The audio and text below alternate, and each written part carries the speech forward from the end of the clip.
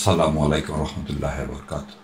Peer মানি proportional representations, সংখ্যানুপাতিক প্রতিনিধিত্ব। তো দুইটা বিষয় এখানে, সংখ্যানুপাতিক প্রতিনিধিত্ব। তাহলে প্রতিনিধিত্ব জিনিসটা কি আসলে? ইংলিশে যাকে বলা হয় রিপ্রেজেন্টেশন। রিপ্রেজেন্টেশন মিনস আমি আমার ক্ষমতা আর একজনকে দিব, সে আমার হয়ে আমার প্রতিনিধি হিসাবে সংসদে যাবেন এবং আমার অভিপ্রায় ব্যক্ত করবেন। তার মানে আমি আমার পাওয়ারটা যাকে নমিনেট করতেছি তাকে দিচ্ছি, সে আমার হয়ে সংসদে যেয়ে আমার কথাগুলো বলবেন। এই রিপ্রেজেন্টেশনটা কিভাবে আমি সিলেক্ট করব? ভোটের মাধ্যমে। তাহলে ভোট দিচ্ছি আমি, সে ভোটের মাধ্যমে কেন আমি দিচ্ছি, কেন আমি রিপ্রেজেন্টেশনকে পছন্দ করছি? অ্যারিস্টটল বলতেছেন, human being by nature a political and social animal. মানুষ প্রাকৃতিকগতভাবে সামাজিক এবং রাজনৈতিক জীব। সে তার শাসন করার পদ্ধতি নিজেকে শাসন করার যে সিস্টেম, সেই সিস্টেমে সে প্রতিনিধি পাঠায়। তাহলে প্রথম সে তার শাসন করার জন্য কিন্তু সে তার রিপ্রেজেন্টেটিভ পাঠাবে। এবং সেই জন্যে সক্রেটিস একটা কথা বলল, প্রতিনিধিত্ব পাঠাতে গেলে you should know yourself, মানে তোমার নিজেকে জানতে হবে, নাহলে তুমি প্রতিনিধি পাঠাতে পারবে না। ডেমোক্রেটিক সিস্টেমে প্রতিনিধিত্ব করবে সংখ্যাগরিষ্ঠ মানুষ। কোথায়? সংসদে যাবে, সংখ্যাগরিষ্ঠ যে মত দিবেন সে মতকে সংখ্যালঘিষ্ঠ যারা কম তারা সম্মান প্রদর্শন করে। আব্রাহাম লিঙ্কন বললেন, democracy by the people, for the people, of the people. তাহলে যদি গণতন্ত্র জনগণের জন্য, জনগণের দ্বারা, জনগণকে দিয়ে যদি না হয়, তাহলে সেটা কখনোই পরিপূর্ণ গণতন্ত্র না। আজকে পিয়ার কেন চাচ্ছে, পিয়ারের দাবি কেন বাংলাদেশ জামাত ইসলাম করতেছে, এটা দেখতে গেলে একটু আমাদের নির্বাচনী ইতিহাসটা একটু জেনে আসা উচিত। 1973 সালে নির্বাচনে আওয়ামী লীগ ক্ষমতায় ছিলেন এবং 1971 সালে ক্ষমতায় এসে আওয়ামী লীগ যে সিস্টেম করে গেছেন, ভারত যে সংবিধান রচনা করে দিয়েছে, তাতে ক্ষমতায় যে থাকবে তাকে নির্বাচনের মাধ্যমে পরাজিত করার কোনো উপায় নেই। মানে যেই শাসনিক ক্ষমতায় থাকুক তার অধীনে যে নির্বাচন হবে সেই নির্বাচন সেই জয়লাভ করবে। 73 সালের ইলেকশনে আওয়ামী লীগ জয়লাভ করছে, আওয়ামী লীগ ক্ষমতায় ছিল। 79 সালের ইলেকশনে বিএনপি জয়লাভ করছে, বিএনপি ক্ষমতায় ছিল। 86 এবং 88 সালের নির্বাচনে জাতীয় পার্টি জয়লাভ করছে, এরশাদ সাহেব সে সময় ক্ষমতায় ছিল। 2013, 18 এবং 24 এই তিনটে ইলেকশনে আওয়ামী লীগ ক্ষমতায় ছিল, আওয়ামী লীগ জয়লাভ করছে। সো এই যে সিস্টেম, যে ক্ষমতায় থাকবে তার অধীনে যদি কোনো নির্বাচন হয়, সেই নির্বাচন কোনোদিন ফ্রি ফেয়ার হবে না। এই নির্বাচন থেকে বের হয়ে আসার জন্য বাংলাদেশ জামাত ইসলাম 1982 সালে তত্ত্বাবধায়ক সরকার ব্যবস্থার প্রস্তাব করেছিলেন। এবং আমরা জানি 1990 সালের 6 ডিসেম্বর এরশাদ সাহেব পদত্যাগ করলেন, তত্ত্বাবধায়ক সরকারের অধীনে একটি নির্বাচন হলো, সেই নির্বাচনে বিএনপি জয়লাভ করলেন। আবার 1996 সালে বিএনপি সংবিধান সংশোধন করেন এবং তত্ত্বাবধায়ক ব্যবস্থা সংবিধানে অন্তর্ভুক্ত করেন। এবং তারপর থেকে 96 সালে যে ইলেকশন হয় সেটা তত্ত্বাবধায়ক সরকার আন্ডারে হলো। 96 সালে জুন মাসে 2001 সালে যেটা হলো সেটাও তত্ত্বাবধায়ক সরকার। এখন এই তত্ত্বাবধায়ক সরকারের আমলে যে ইলেকশনগুলো হলো সেগুলোতে যারা পার্লামেন্টে গেলেন তারা কি সংখ্যাগরিষ্ঠ মানুষের প্রতিনিধিত্ব করছেন? 1991 সালে বিএনপি 30% ভোট পাইলেন, 30.81, এবং সিট পাইলেন 140টা। আওয়ামী লীগ ভোট পাইলেন 30.08, সিট পাইলেন 88টা। 1% কমের ব্যবধানে সিটের কত ব্যবধান হয়ে যাচ্ছে। এবং বিএনপি 91 সালে সরকার গঠন করলেন। তাহলে 30% ভোট পেয়ে বিএনপি সরকার গঠন করলেন, বাইরে কত পার্সেন্ট লোক থাকলো? 70% লোক। যদিও জামাত নিঃশর্তভাবে বিএনপিকে সেই সময় সমর্থন দান করেছিলেন। জামাতের ভোটও যদি বিএনপির সাথে যোগ করা হয় তাও 40%-এর উপরে হয় না। যারা 30% ভোট পাইল তারা সরকার গঠন করে 70% লোককে শাসন করে। এর নাম তো গণতন্ত্র না। কারণ সংখ্যালঘিষ্ঠরা সংখ্যাগরিষ্ঠকে শাসন করবে, সেটা তো গণতন্ত্র না। একটু আগে বলছি, গণতন্ত্র by the people, of the people, for the people. তাহলে যে জনগণ 70% জনগণ তোমাকে ম্যান্ডেটই দেয়নি, তুমি তাকে কীভাবে শাসন করো? সেম থিং হয়েছে 1996 সালে।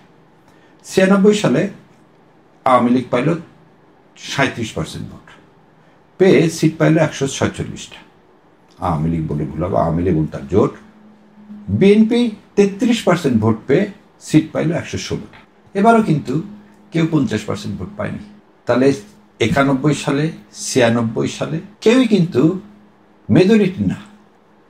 মেজরিটি মানুষের যে ইচ্ছা, অভিপ্রায় ব্যক্ত, সেটা কিন্তু হচ্ছে না।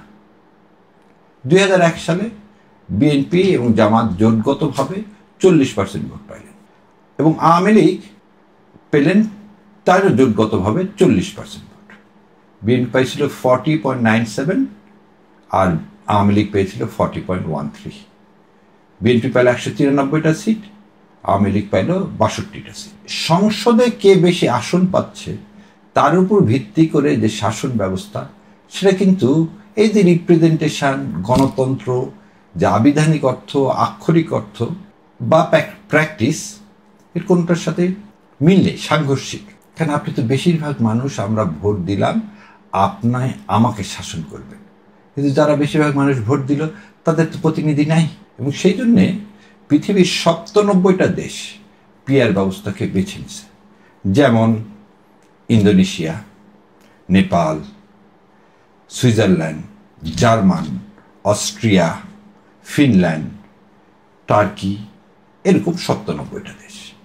এবং প্রতিটা দেশে একটা জিনিস বাস্তবায়ন হয়েছে, সেটা হচ্ছে বেশিরভাগ জনগণের মতের প্রতিফলিত সরকার তাদেরকে শাসন করে। প্রপোর্শনাল রিপ্রেজেন্টেশন, সংখ্যার উপর ভিত্তিতে প্রতিনিধিত্ব। তাহলে সংখ্যা একটা ব্যাপার, কারণ সংখ্যার সাথে গণতন্ত্র সম্পর্কিত বেশিরভাগ। এই জন্য বলতেছে ডেমোক্রেসিতে, দেখেন বলতেছে কি, গভর্নমেন্ট বাই দ্য পিপল, মানে জনগণের সরকার হতে হবে। অথবা কি বলে, a system of government by the people or majority people. তাহলে a system of government by the whole people or the majority people. তাহলে সবার মাধ্যমে নির্ধারিত সরকার বা সংখ্যাগরিষ্ঠের সরকার। আমাদের দেশের ভোটিং সিস্টেম বা ওয়েস্টমিনিস্টার মডেল ভোটিং সিস্টেম তো সংখ্যাগরিষ্ঠ সরকার হচ্ছে না। এখানে সংখ্যাগরিষ্ঠ এমপির সরকার হতে পারে, তো সংখ্যাগরিষ্ঠ মানুষের সরকার তো হচ্ছে না। সেই জন্য বলা হচ্ছে পিআর সিস্টেমটা হচ্ছে যেখানে সংখ্যাগরিষ্ঠ লোকের সরকার ব্যবস্থা হবে। পিআরের অনেকগুলো সিস্টেম আছে, প্রায় 7-8টা। এর মধ্যে আমাদের দেশের জন্য সুইটেবল হচ্ছে পার্টি সিস্টেম বা দলীয় সিস্টেম। এখানে মানুষ ভোট দান করবেন দলকে, এখানে মানুষ ভোট দান করবেন দলকে। কিসের উপর ভিত্তি করে? আদর্শের উপর ভিত্তি করে। যে দল ভোটের আগে তার ম্যানিফেস্টো দিবে, সে কিসের উপর বিশ্বাসী সেটা বলবে, এবং সে ক্ষমতায় গেলে কি করবে।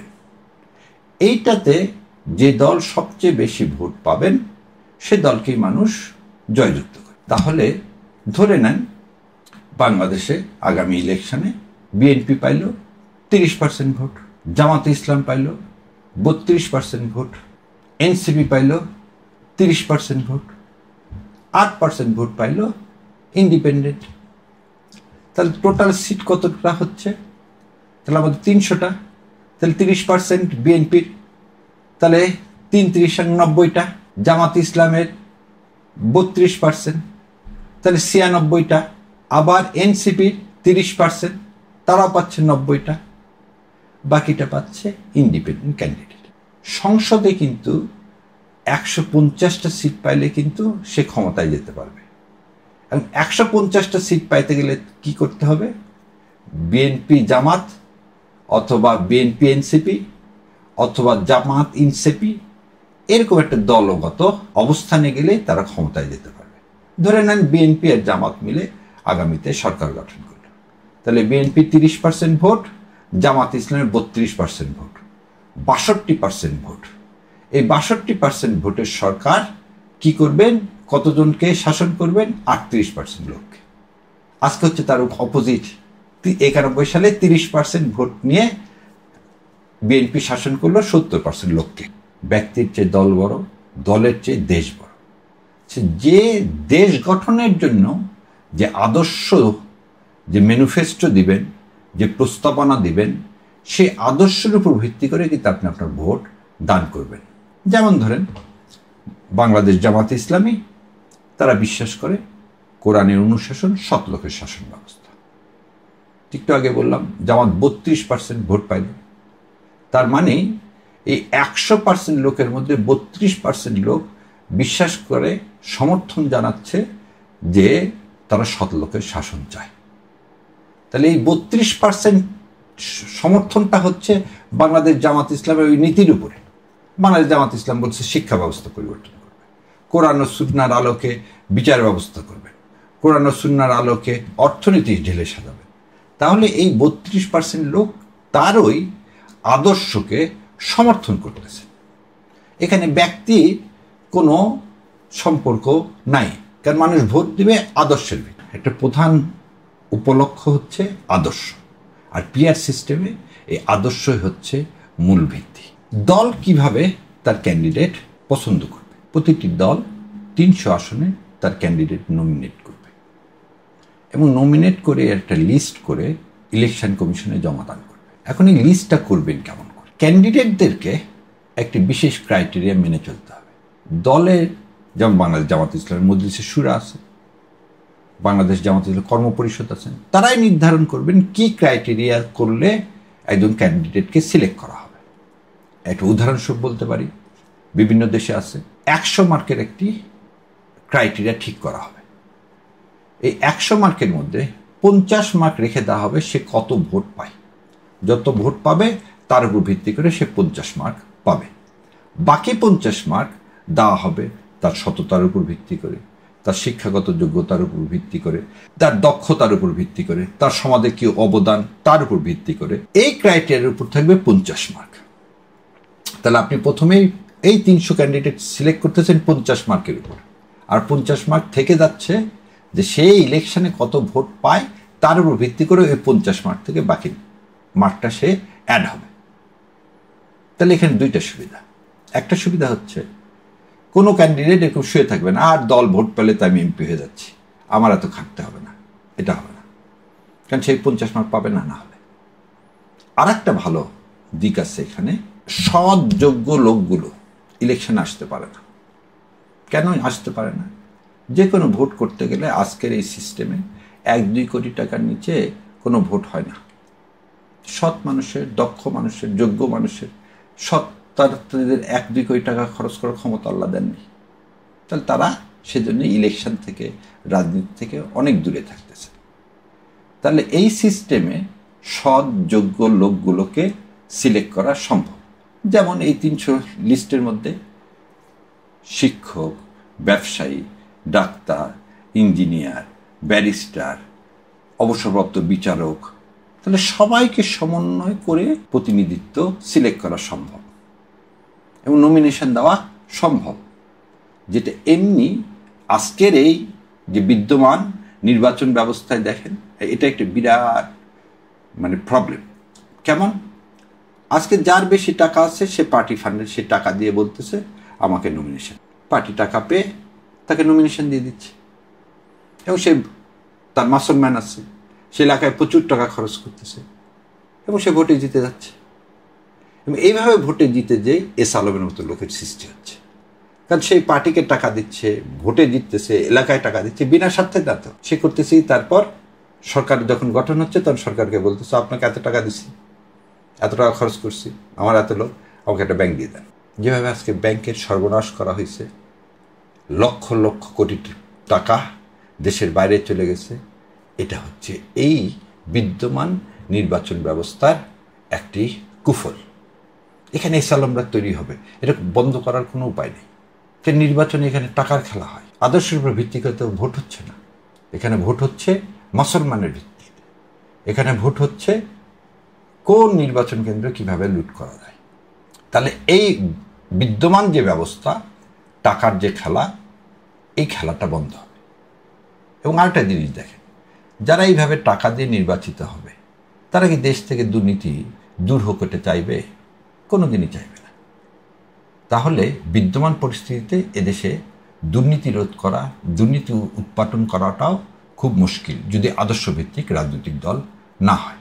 এখানে প্রায় একটা কথা শোনা যায় যে এই ক্যান্ডিডেট নির্বাচনের ক্ষেত্রে দলীয় প্রধান প্রাধান্য দিবেন, তিনি যাকে ইচ্ছা তাকে দিবেন। এই কথাটা ঠিক না।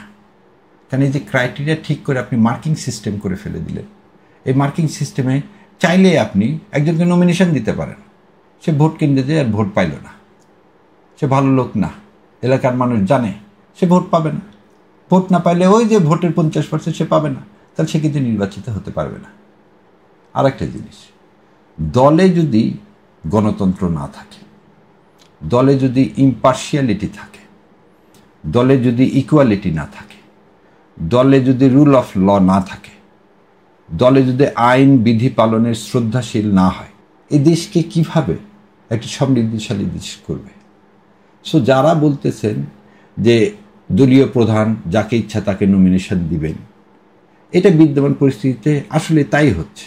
বিদ্যমান পরিস্থিতিতে বিএনপির সম্মানিত ভাইস চেয়ারম্যান তারেক রহমানের বিপক্ষে বলার কে আছে?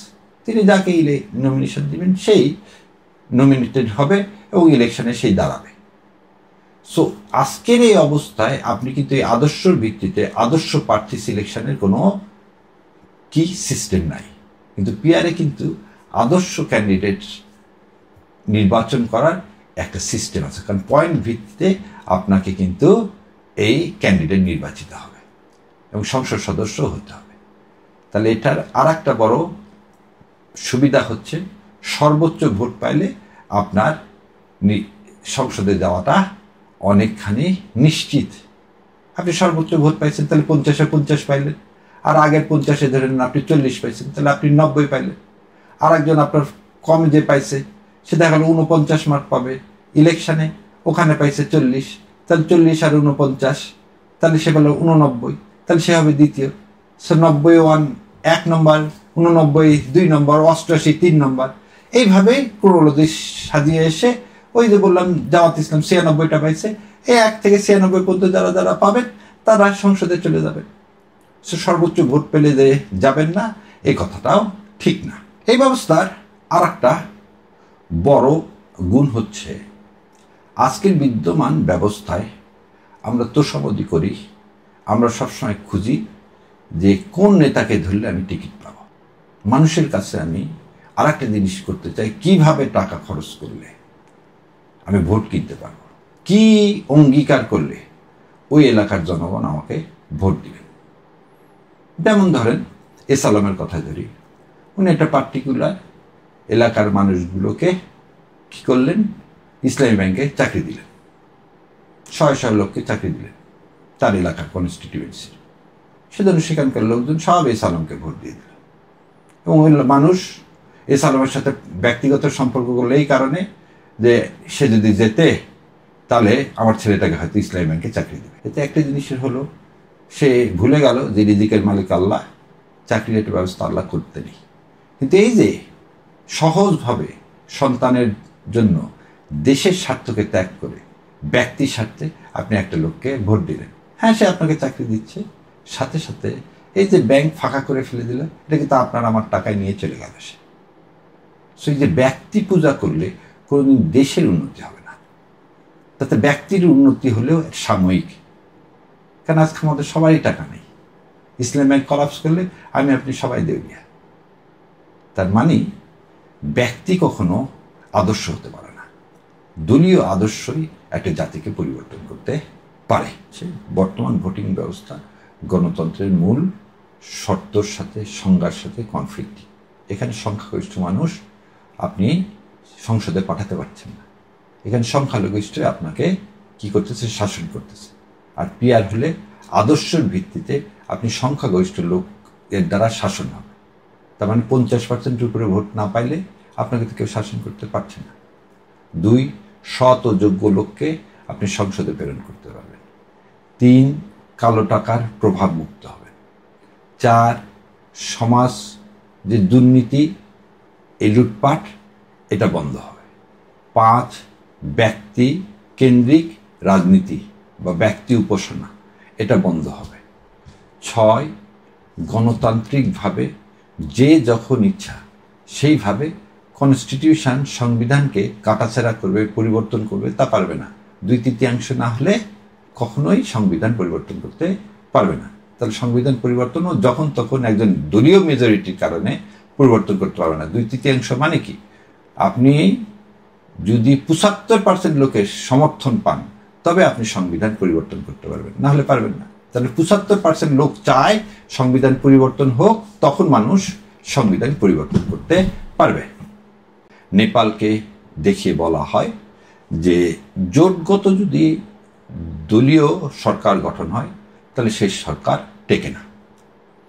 এটা বাংলাদেশের ক্ষেত্রে কেবল না। 1979 সালে যে ইলেকশন হয়েছে জোটগত ইলেকশন। 91 সালে বিএনপিকে জামাতে ইসলাম সমর্থন দান করলেন। বিএনপি এবং অন্যান্য দল মিলে যে জোট হলো, সেই জোটের সাথে বিএনপির সমর্থনে 5 বছর সরকার টিকে গেল। আওয়ামী লীগ 96 সালে জোটগতভাবে ইলেকশন করলেন এবং 5 বছর টিকেছিলেন। 2001 সালে বিএনপি এবং জামাত জোট এবং 12 দলীয় ঐক্য জোট একসাথে জোটগতভাবে সরকার পরিচালনা করলেন। সো বাংলাদেশের ইতিহাসে জোটগত ছাড়া সরকার 73 সালে একমাত্র আওয়ামী লীগকে পাওয়া যাবে, তাছাড়া আর কাউকে পাওয়া যাবে না। আমরা বরং জোটগতভাবে অভ্যস্ত, এবং জোটগতভাবে যখন আপনি আদর্শের ভিত্তিতে জোট গঠন করবেন তখন সেখানে ভেঙে যাওয়ার কোনো সম্ভাবনা ক্ষীণ। আমাদের অতীত ইতিহাস তাই বলে। 3 আর একটা জিনিস বলে যে সর্বোচ্চ ভোট পাইলেই সে তো জিততে নাও পারে, কারণ পার্টি যদি তাকে কি না দেয়, নমিনেশন না দেয়। এই কথাটাও ঠিক না, কারণ পার্টিকে আগেই 300 আসনে যাকে যাকে ক্যান্ডিডেট করতেছেন তার লিস্ট আগেই পাঠিয়ে দিচ্ছেন কার কাছে? ইলেকশন কমিশনের কাছে। এবং ওই ইলেকশন কমিশন কিন্তু পয়েন্ট দেওয়াই আছে তার কাছে। বাকি 50% পয়েন্ট অ্যাড হবে, সে কত পার্সেন্ট ভোট পায়। সর্বোচ্চ ভোট যে পাবে সে তো অবশ্যই যাবে। সো এই কথাটাও ঠিক না যে সর্বোচ্চ ভোট পাইলে সে যেতে পারবে না। যে অনেকের যদি পার্সোনালি ইনফ্লুয়েন্স থাকে এলাকায়, তাহলে তো সে জিতে যাবে। এই পার্টি ইয়াতে সে নাও জিততে পারে। দেখেন, একটু আগেও বলছি, ব্যক্তিগত স্বার্থে কোনদিন দলীয় স্বার্থ হতে পারে না, এবং দলীয় স্বার্থের ঊর্ধ্বে হচ্ছে দেশের স্বার্থ। সো আদর্শকে যখন আপনি বেছে নেবেন তখন দলীয় এবং ব্যক্তি স্বার্থের ঊর্ধ্বে উঠতে হবে, এবং এই ঊর্ধ্বে যদি না উঠতে পারেন তাহলে তো সামষ্টিক যে উন্নতি, সেই উন্নতি হবে না। বাংলাদেশের 2টা জেলা খুব ভালো করলো আর সমস্ত জেলা মানুষ গরিব, এতে কারো কোনো উপকার নেই। সামষ্টিক আমাদের কি করতে হবে? উন্নতি করতে হবে। পিয়ার নিয়ে আর একটা কথা বলা হয়, ইন্ডিপেন্ডেন্ট ক্যান্ডিডেটরা কিভাবে জয়লাভ করবে। দেখেন, ইন্ডিপেন্ডেন্ট ক্যান্ডিডেটরা জয়লাভ করবে, যে সর্বোচ্চ ভোট পাবে ইন্ডিপেন্ডেন্ট ক্যান্ডিডেট, সে এলাকাতে জয়লাভ করবে। এবং আমাদের অতীত ইতিহাস বলে 15 থেকে 20টার বেশি ইন্ডিপেন্ডেন্ট ক্যান্ডিডেট কখনো জয়লাভ করেনি। সো ফাইনাল রেজাল্ট হবে কিসের উপর ভিত্তি করে? যে কয়জন ইন্ডিপেন্ডেন্ট ক্যান্ডিডেট জয়লাভ করবে সেই কয়টা সিট 300 আসন থেকে বাদ দিতে হবে। ধরে নেন 15 জন ইন্ডিপেন্ডেন্ট ক্যান্ডিডেট জয়লাভ করলো, তাহলে আপনি 300 আসন থেকে 15টা বাদ দিবেন, 285টা আসন থাকবে। এই 285টা আসনে আপনি কি করে দিচ্ছেন? সংখ্যা অনুপাতের ভিত্তি করে আপনি সংসদে আসন বন্টন করে দিচ্ছেন। তাহলে ইন্ডিভিজুয়াল না যাওয়ার কোনো কারণ নাই। আর একটা জিনিস দেখেন, আমাদের দেশে যেই ইন্ডিভিজুয়ালি জয়লাভ করুক, পরবর্তীতে সে কোনো না কোনো পার্টিকে সমর্থন করে। তাহলে ইন্ডিভিজুয়াল জয়লাভ করলেন, পরে একটা আদর্শকে আপনি বেছে নেবেন এবং সেই আদর্শকে আপনি কি ভোট দান করবেন। তাহলে সেখানেও কিন্তু মানুষের এই যে পার্সেন্টেজ, সেটা যোগদান হবে। তো সুতরাং ইন্ডিপেন্ডেন্ট ক্যান্ডিডেট জিততে পারবে না, এই কথাটাও ঠিক না। আমাদের মতো গরিব দেশে দ্বিকক্ষ বিশিষ্ট সংসদীয় ব্যবস্থা কার্যকর হবে না। দ্বিকক্ষ বিশিষ্ট সংসদীয় ব্যবস্থা মানে যেমন আমেরিকাতে আছে কংগ্রেস এবং সিনেট, ইংল্যান্ডে আছে House of Representative, House of Lords. এটা করার পিছনে একটা কারণ আছে, সেটা কি, সমাজে যারা স্পেশালিস্ট, ডাক্তার হোক, ইঞ্জিনিয়ার হোক, শিক্ষক হোক, তারা তো জেনারেলি রাজনীতিতে আসতে চায় না, তাদের সে আর্থিক ক্ষমতাও থাকে না। সো তাদের মেধাকে যেন পার্লামেন্টে কাজে লাগানো যায়, সেজন্য একটি উচ্চ কক্ষ তৈরি করা হয় যেখানে স্পেশালিস্ট লোকদেরকে পাঠানো হয়। পিআর সিস্টেমে তো আপনি অলরেডি স্পেশালিস্ট লোকদেরকে সিলেকশন করতেছেনই। তাহলে এই যে আপার কক্ষ, এই কক্ষ স্পেশালিস্ট লোকদেরকে পাঠাতে হবে, তার জন্য আপার কক্ষের দরকার, এই যুক্তিটা গ্রহণযোগ্য নয়। দ্বিতীয় একটা জিনিস দেখেন, আমাদের মতো দেশে 100টা যদি আপার কক্ষের মেম্বার হয়, তাহলে 100টা আপনাকে বাড়ি লাগবে, গাড়ি লাগবে, আবদারি লাগবে, পিয়ন লাগবে, অফিস লাগবে, সংসদে আর একটা 100টার আর একটা কক্ষ তৈরি করতে হবে, তাহলে আর একটা সংসদ লাগবে। এই যে 100টা জনবল, এই যে কর্মযজ্ঞ, এই কর্মযজ্ঞ আমাদের মতো গরিব দেশ এটা আমরা পালন করতে পারি? আমাদের এমনি ইনস্টিটিউশন, বিচার বিভাগ টাকার অভাবে ঠিকমতো স্বাধীন, আজ পর্যন্ত স্বাধীন বিচার বিভাগই হয়নি, স্বাধীন সচিবালয় দেওয়া যায় না। সুতরাং এই টাকাটাও একটা ফ্যাক্টর। সো এই টাকার কথা যদি চিন্তা করেন, এই খরচের কথা চিন্তা করেন, তাহলে এদেশে একটি মাত্র কক্ষই হওয়া উচিত, এবং যে কক্ষে পিআরের মাধ্যমে নির্বাচন হওয়া উচিত বলে আমি মনে করি। দ্বিকক্ষ বিশিষ্ট সংসদীয় ব্যবস্থা এদেশের মতো গরিব দেশের জন্য কোনো দিনই কার্যকর হবে না। আর তারপরও একটা জিনিস, আমরা প্রাদেশিক না, আমরা ফেডারেল ফর্ম অফ গভর্নমেন্ট না, যে অনেক রাষ্ট্র থাকে, ভাষা ভিন্ন থাকে, তাদের কথা আলাদা। আমাদের এখানে তো এরকম কোনো কিছু নাই। সেই কারণেই এক কক্ষ বিশিষ্ট সংসদীয় ব্যবস্থা এবং পিআরের মাধ্যমে সে সংসদীয় ব্যবস্থা হওয়াটাই বেহতের। জামাত ইসলাম এই ইলেকশন ডিলে করার জন্য এই পিআরের প্রস্তাবনা করেছে। দেখেন, এই কথাটা ঠিক না। 1982 সালে আমিরে জামাত অধ্যাপক গোলাম আজম সাহেব কেয়ারটেকার ব্যবস্থার প্রস্তাব করলেন, এবং তিনি বারবার বললেন যে সরকার ক্ষমতায় থাকে তার আন্ডারে ভোট করলে কোনদিন জিততে পারবেন না।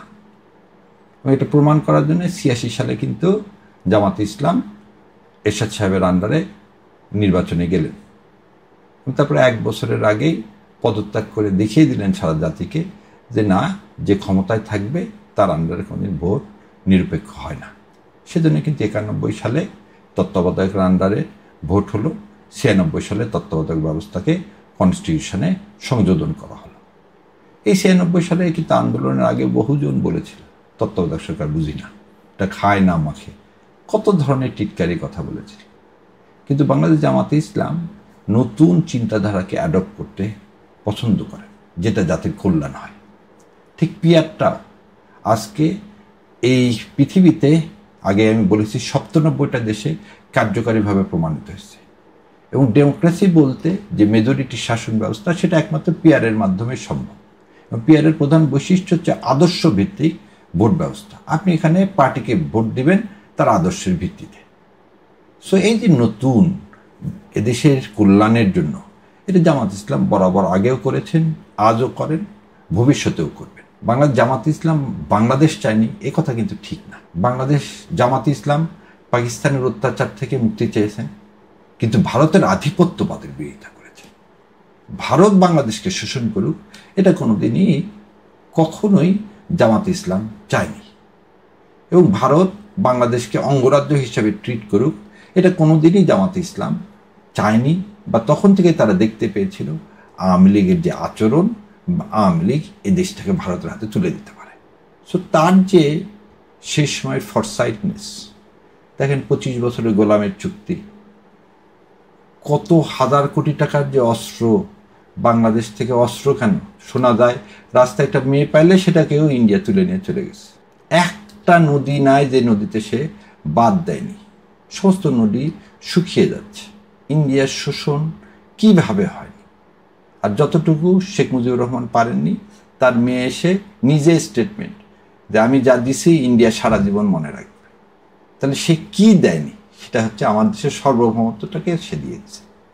সো এই যে বাংলাদেশ জামাত ইসলামের ফরসাইটনেস, দেশের মঙ্গলের জন্য সবসময় স্ট্যান্ডিং নেওয়া, স্বাধীনতার পক্ষে, বাংলাদেশের মানবাধিকারের পক্ষে, মানবতার পক্ষে জামাত ইসলাম সবসময় ছিল। কিন্তু সবসময় মানুষ তাদেরকে ভুল বোঝানো হয়। ইন্ডিয়ান আগ্রাসনের কারণে ইন্ডিয়ান আধিপত্যবাদ বাংলাদেশ জামাত ইসলামকে সবসময় জাতির সামনে ভুল স্থাপন করতে চায়। কারণ সবারই একটাই প্রবলেম, সবাই ভাবে যে বাংলাদেশ জামাতে ইসলাম ক্ষমতায় আসলে কোরআন ও সুন্নাহর ভিত্তিতে একটা আদর্শ রাষ্ট্র ব্যবস্থা কায়েম হবে, এর যে রাষ্ট্র ব্যবস্থা কোনোদিন ইন্ডিয়ার আধিপত্যবাদকে মেনে নেবে না। সেই কারণে আজকে যখন পিয়ারের কথাও বলা হচ্ছে, তখনও বিভিন্ন উসিলায় এ পিয়ারকে কেউ বলছে বোঝে না, কেউ বলছে খায় না মাখে, বিভিন্ন কথা বলা হচ্ছে। কিন্তু সর্বসত্য এদেশের মঙ্গল চাইলে, গণতন্ত্রকে স্থায়িত্ব দিতে চাইলে পিয়ার বা আদর্শ ভিত্তিক নির্বাচন ব্যবস্থায় আমাদের যেতে হবে। পিয়ার করলে কী লাভ? দেখেন, কোনো দেশ গরিব হয়ে সৃষ্টি হয় না, সেই দেশ কিভাবে পরিচালিত হয় তার পলিসির কারণে সে দেশ গরিব বা বড়লোক হয়। আমেরিকা ধনী রাষ্ট্র, তার নিকটবর্তী রাষ্ট্র মেক্সিকো ধনী না। মেক্সিকো আর আমেরিকার পরিবেশটি আলাদা না, মানুষ আলাদা না, কিন্তু রাষ্ট্রীয় পলিসির কারণে একটা দেশ ধনী আর একটা দেশ ধনী না। আল্লাহ সুবহানাহু ওয়া তাআলা মিডল ইস্টে প্রচুর প্রাকৃতিক সম্পদ দান করলেন, তারা কি আমেরিকা ইংল্যান্ডের মতো ধনী হতে পেরেছে? না, পারেনি, কারণ তাদের পলিসির কারণে। এই কারণে পিয়ারের সবচেয়ে বড় সুবিধাটা হচ্ছে আপনি আদর্শকে ভোট দিবেন, এবং যে আদর্শটা এদেশের কল্যাণে ব্যয় হবে, এদেশের মানুষের কল্যাণকর রাষ্ট্রে পরিণত হবে, এহসানের ভিত্তিতে পরিবর্তন হবে, জাকাত ভিত্তিক সমাজ ব্যবস্থা পরিবর্তন হবে, তাকেই আপনি ভোট